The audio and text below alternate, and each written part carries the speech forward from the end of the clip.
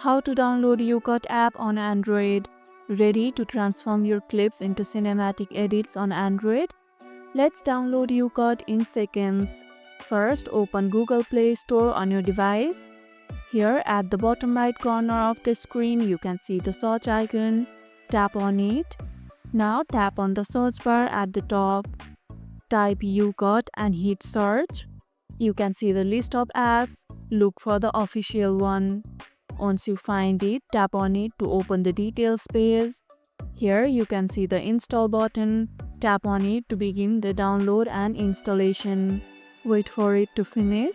Once done, hit open to launch it. Youcut does not force you to log in right away.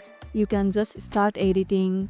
If the Play Store shows not compatible, go to the Youcut website and download the APK safely instead. Are you having trouble downloading from your country? Let me know in the comments below. And if this video helped, hit the like button, share it, subscribe and leave a comment. Thanks for watching and I'll see you in the next one.